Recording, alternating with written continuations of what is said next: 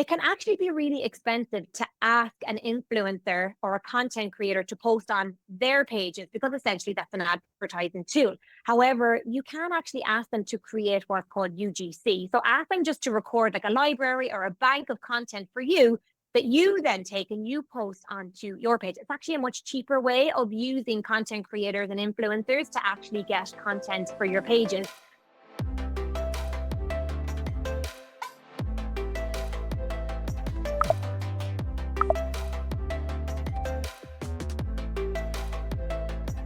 Today, I'm delighted to welcome an old friend of mine, Charlene Flanagan, here to the show. So Charlene is the co-founder and visionary behind Ireland's fastest growing skincare brand, Ella and Joe.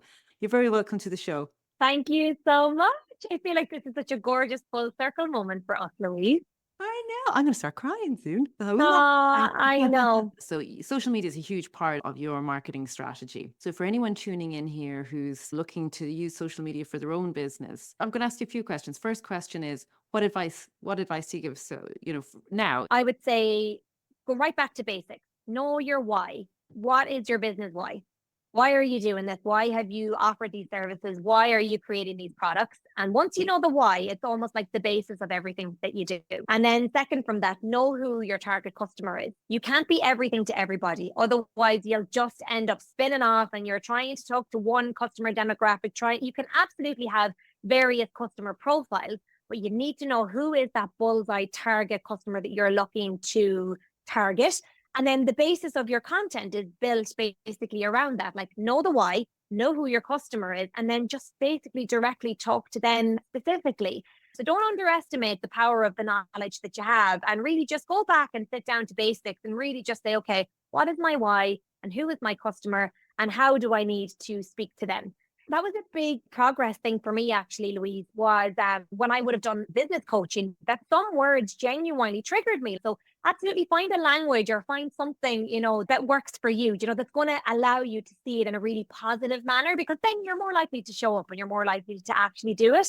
So definitely sitting down and planning some sort of a strategy, know your industry, know if there are any like key dates, what's coming up, in your industry. And then like that, when you want to, jump on ad hocly and you'll have loads of energy to be able to do it. Whereas if you get too stuck in the kind of day to day and happen to feel like you're uploading every day, it's not possible. It is absolutely not possible to be on it every single day. You will come in one day and a manufacturer has decided to ghost you and you're on top of that. And then before you know it, 3 weeks have gone by and you've got no content. So the more you can kind of forward plan, I would definitely say try as much as you can. If you have a busy period coming up, just try and reach out and ask for help, obviously, if it allows you to.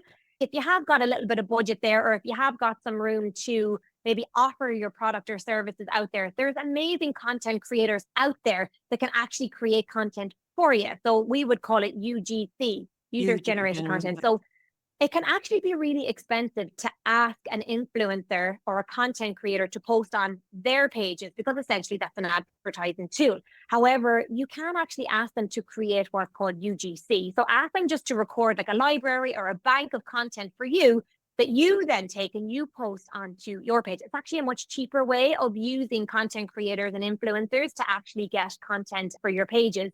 That's something that's quite relatively new in the last maybe 6 to 12 months.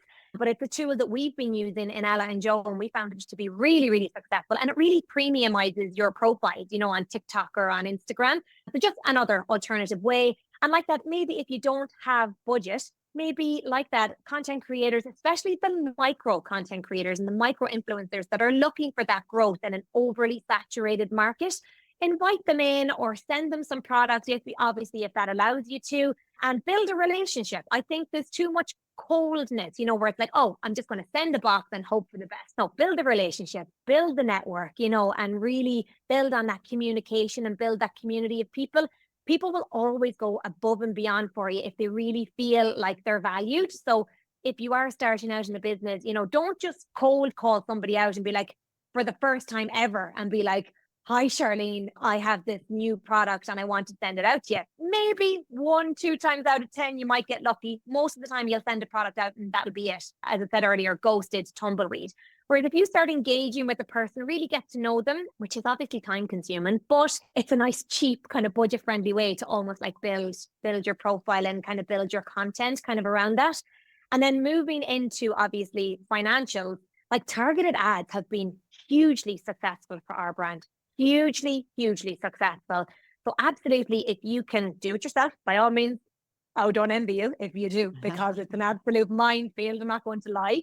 But like, or go and learn like how to do it. Obviously, if you can't afford, to outsource it, or if you can afford to do it, absolutely try to tick another thing off your list. It honestly, if you go to the right business or the right person that genuinely knows their craft, like of targeted advertising, it will pay back tenfold. Like it may seem like a lot in terms of an investment in the beginning, but if you've got the right relationship and you've got the right back and forward, it absolutely pays dividends. It's absolutely amazing. And you know what? Like you're just nearly following the framework that I would teach all the time in my coaching academy. Literally, step one is what's your why. Step two is who's your customer. Step three then is all about optimization. So getting clear on your message and being clear on that message and refining that message. And that message has to be persuasive and it has to speak Mm. to somebody in their own words. Because I always say there's 86,000 seconds in the day or something like that. We're awake for 57,000 seconds. We're on social media on average 13,000 seconds, but brands, we're in somebody's newsfeed for 2 seconds. So you got to be Hmm. speaking their language. You've got to get their attention and you can't do it if you haven't got those. And there's a question I wanted to ask you as well. Like in terms of social media, do you see any change around organic reach at the moment? Probably, yeah. Like I'm not in the insights as much as probably what I used to be, but yeah, definitely. I do feel like though there's an element of maybe going back in time and going back to basics a little bit as well. I feel like social media lost its way for a long time and it was becoming this very aesthetically pleasing platform. And then all of a sudden it went to this like algorithm and everybody was going mad about the algorithm and whatever.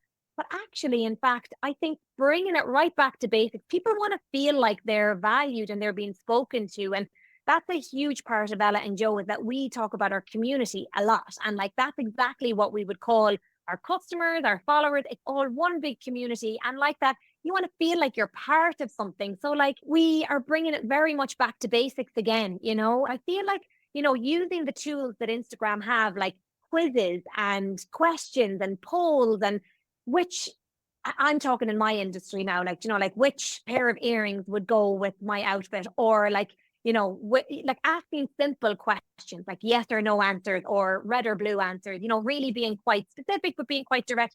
I find people, as you said, they don't have a lot of time. However, if you capture them and you ask them to do something really simple, but if you ask somebody to go off and get something, or, that they really have to think about it, forget about it, the engagement is going to be gone. But like that, as I said, we just always bring it right back to basics again. And myself and Neve are very much at the forefront of our brand as well. And I know that's not Mm. the case for everybody. Not everybody feels confident enough to get in front of a camera. And I absolutely appreciate that. That's one thing as well in terms of like, I suppose, growth on social media. Invest in a good camera and don't forget to wipe it every time you go to record something.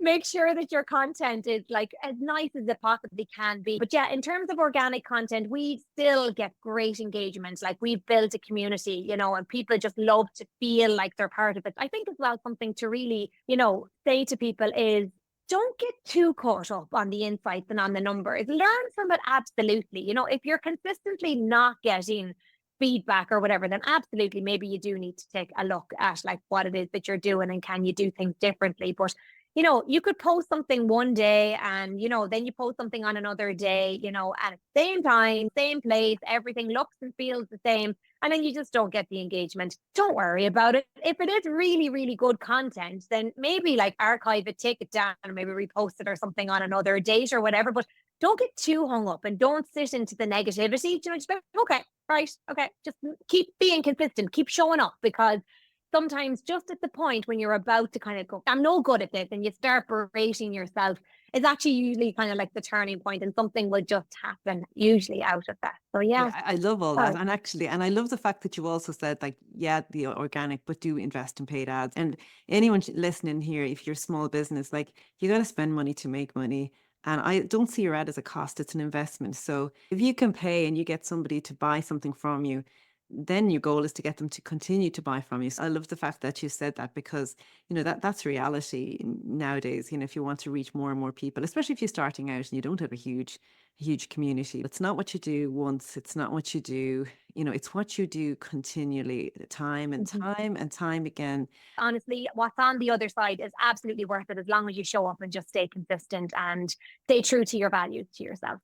And what I would say in terms of skincare brands, I don't think there's any brand out there that has the two brand ambassadors like you and Neve are for your brand. So congratulations, Charlene. I'm so proud of you. Thank you, Louise, and I'm so proud of you too. Oh, thank you. Thank you. Thank you. Thank you.